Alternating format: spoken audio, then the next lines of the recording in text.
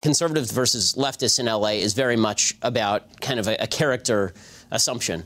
If you're a leftist, you're a good person. If you're a conservative, that means you're an uptight John Lithgow type from Footloose. You don't want anybody to dance. The reign of political correctness is so strong. People have now interpreted being politically incorrect as just anything you say that pisses someone off. That means you're politically incorrect. I don't care about Donald Trump. Right. I don't think he cares about me. And I don't think that we should care about each other. Right. I want him to leave me alone.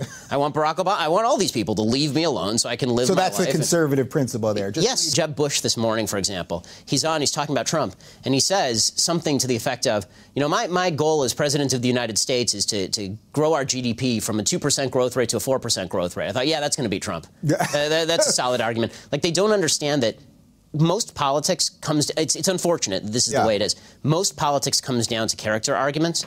Once you get the character arguments off the table, then you can have a good policy argument. But most people on the left like to say to people on the right that you're just bad people. You're a racist, sexist, bigot, homophobe, so we shouldn't listen to you.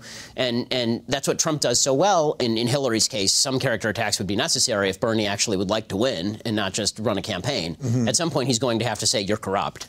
Because that's he's actually, sort of saying it, though, right? Now, and it's a little late, right? I mean, and she, by the way, she's vicious. I mean, attacking him as a racist, I'll say a lot of bad things about Bernie Sanders, but calling Bernie Sanders a racist is absurd. And she's so set on, I have to win the ethnic minority vote, that I'll send out my surrogates like David Brock to suggest he doesn't care about black lives, which is absurd. What I would love to see, I think it would be good for the country, is a Sanders versus Cruz race, right? That would actually be a fascinating race, because at that point, if Sanders can stay away from the whole you're a racist, sexist, bigot, homophobe thing, we could actually have a discussion about whether socialism is a good idea or a bad idea. Is income inequality something that we ought to worry about, or is it just ramifications of a free market system in which people make voluntary transactions happen? We've broken down into this identity politics that really is quite sad and traps people in a group identity rather than you're an individual, go out and make something of yourself, go out and do something.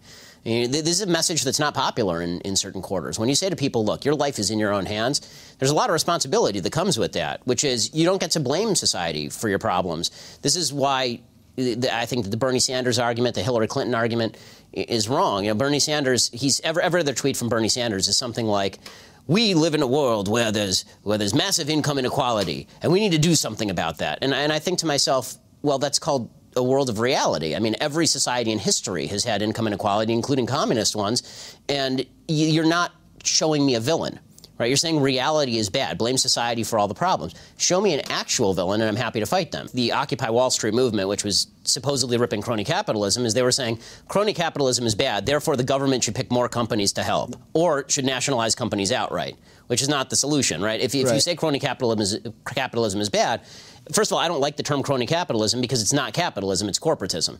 Right? Capitalism is not being a person who operates in business does not make you a capitalist. Business people take loans and subsidies from the government all the time. That's not a capitalist thing to do. Right? It's a self-interested thing to do. But self-interest and capitalism are not identical. If you wanted to actually fight crony capitalism, then cut off the tie between government and the private sector completely, which I would certainly prefer. Right. And this is part of the Republican Party that I dislike. I think there's a certainly corporatist side of the establishment Republican Party. He sees somebody in a room with $5 and somebody with $1, and he immediately says the guy with $5 must have stolen something from the guy with $1. Whereas I say I have no evidence of that until you show me that evidence. You have 3 people in a room. 2 of them are not Bill Gates and 1 of them is. They vote 2-1 that they should take half of Bill Gates' wealth. Okay, this is a simplified version of American politics. Yeah. Here's my basic rule for all legislation and all taxation. If you pass this law, are you willing to shoot the person who disobeys? Because that's what the government is. Makes no sense. He says, I'm going to tax you $5,000 and you're going to get $10,000 back in medical service. What magical box did you make that happen in?